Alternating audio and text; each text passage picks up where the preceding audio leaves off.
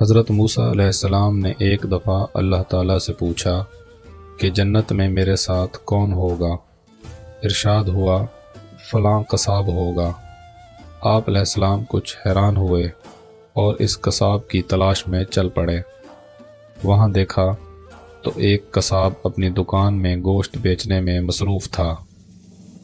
اپنا کاروبار ختم کر کے اس نے گوشت کا ایک ٹکڑا کپڑے میں لپیٹا اور گھر کی طرف روانہ ہو گیا۔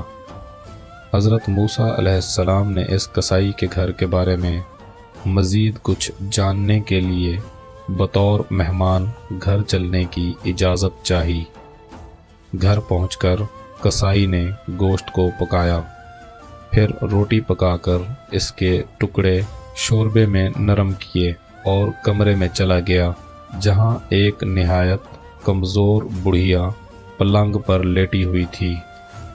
قصاب نے بمشکل اسے سہارا دے کر اٹھایا اور ایک ایک لقمہ اس کے منہ میں دیتا رہا۔ جب اس نے کھانا تمام کیا تو بڑھیا کا منہ صاف کیا۔ بڑھیا نے قصاب کے کان میں کچھ کہا، جسے سن کر قصائی مسکرایا اور بڑھیا کو واپس لٹا کر باہر آ گیا۔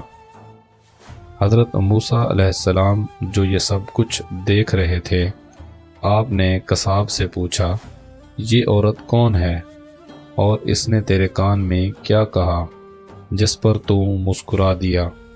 قصاب بولا اے اجنبی، یہ عورت میری ماں ہے۔